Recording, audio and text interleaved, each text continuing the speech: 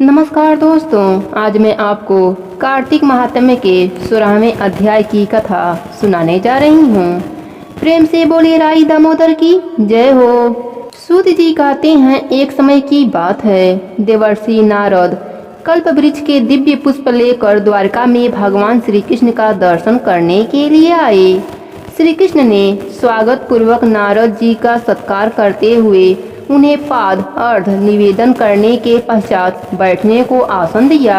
नारद जी ने वे दिव्य पुष्प भगवान को भेंट कर दिए। भगवान ने अपनी 16,000 रानियों में उन फूलों को बांट दिया। तदंतर एक दिन सत्यभामा ने पूछा, प्राणनाथ, मैंने पूर्व जन्म में कौन सा दान तप अथवा व्रत किया था जिससे मैं मत्स्य लोक में जन्म लेकर भी मत्स्य भाव से ऊपर उठ गई, आपकी अर्धाग्नि हुई। भगवान श्री कृष्ण ने कहा, प्रिय, एकाग्रचित होकर सुनो। तुम पूर्व जन्म में जो कुछ थी और जिस पुण्य कारक व्रत का तुमने अनुष्ठान किया था वह सब मैं बताता हूँ।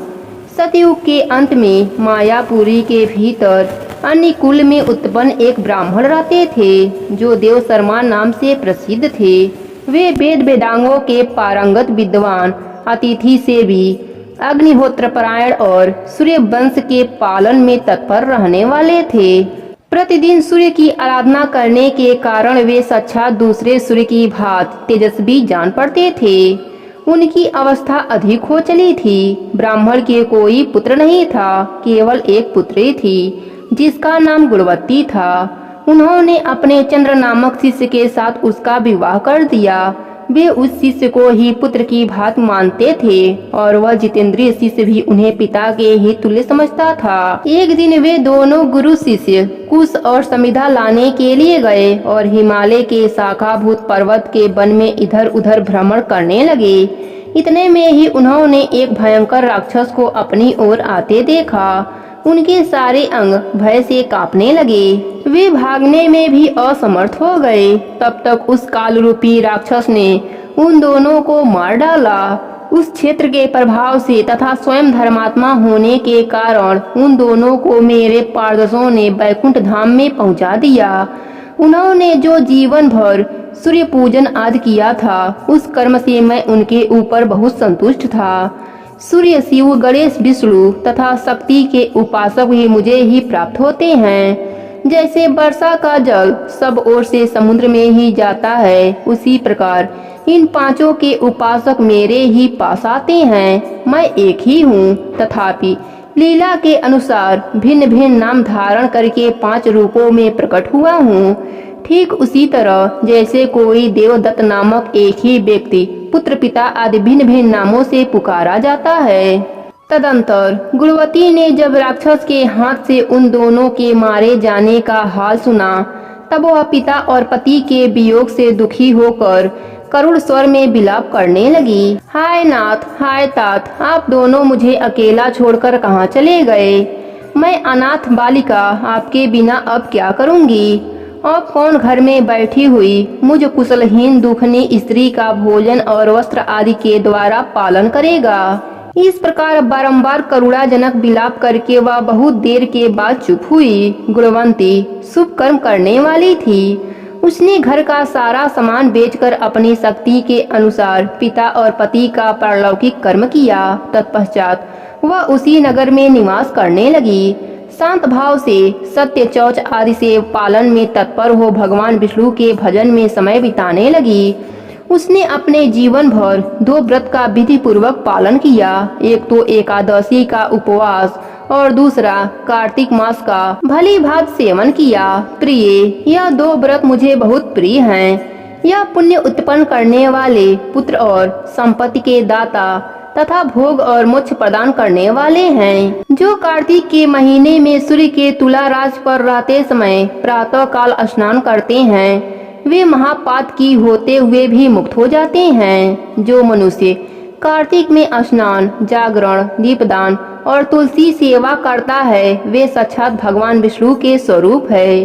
जो लोग श्री विष्णु मंदिर में झाड़ू देते हैं, स्वास्तिक आदि निवेदन करते हैं और विष्णु जी की पूजा करते हैं, वे जीवन मुक्त हैं। जो कार्तिक में 3 दिन भी इस नियम का पालन करते हैं, वे देवताओं के लिए वंदनीय हो जाते हैं। फिर जिन लोगों ने आजन्म इस कार्तिक व्रत का अनुष्ठान किया है उनके लिए तो कहना ही क्या है। इस प्रकार गुणवती प्रतिवर्ष कार्तिक का व्रत किया करती थी। वह श्री विष्णु की परिचर्या में नित्य निरंतर भक्ति पूर्वक मन लगाए रहती थी। एक समय जब किशोरा अवस्था में उसके सारे अंग दुर्बल हो गए थे और वह स्वयं भी ज्वर से पीड़ित थी।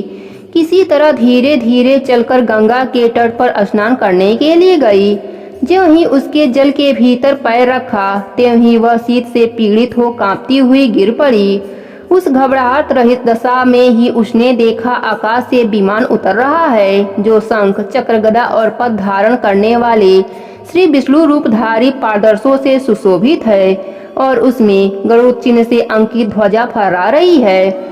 विमान के निकट आने पर वह दिव्य रूप धारण करके उस पर बैठ गई। उसके लिए चवर डुलाया जाने लगा। मेरे पार्षद उसे बैकुंठ ले गए। विमान पर बैठी हुई गुणवती प्रज्वलित अग्नि शिखर के समान तेजस्विनी जान पड़ती थी। कार्तिक व्रत के पुण्य से उसे मेरे निकट स्थान मिला।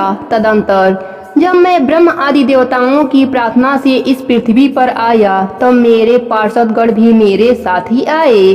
भामिनी समस्त यादव मेरे पार्षदगण ही हैं। यह मेरे समान गुणों से शोभा पाने वाले और मेरे प्रियतम हैं। जो तुम्हारे पिता देव शर्मा थे वे ही अब सत्राजित हुए हैं। सुबह चंद्र शर्मा ही अंकुर है और तुम गुणवती हो।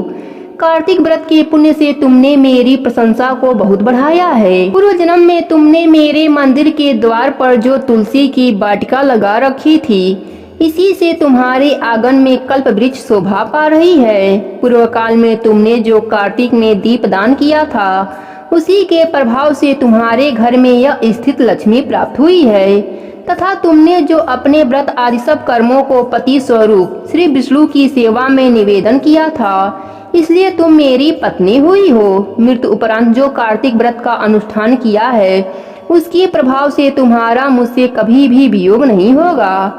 इस प्रकार जो मनुष्य कार्तिक मास में व्रत परायण होते हैं वे मेरे समीप आते हैं। जिस प्रकार की तुम मुझे प्रशंसा देती हुई यहाँ आई हो केवल यज्ञ दान तप और व्रत करने वाले मनुष्य कार्तिक व्रत के पुण्य की एक कला भी नहीं पा सकते। सूत जी कहते हैं इस प्रकार जगत के स्वामी भगवान श्री कृष्ण के मुख से अपने पूर्व जन्म के पूर्णमय वैभव की बात सुनकर उस समय महारानी सत्यभामा को बड़ा हर्ष हुआ। यहीं पर 16वां अध्याय की कथा समाप्त होती है। प्रेम से बोले राई दामोदर की जय हो।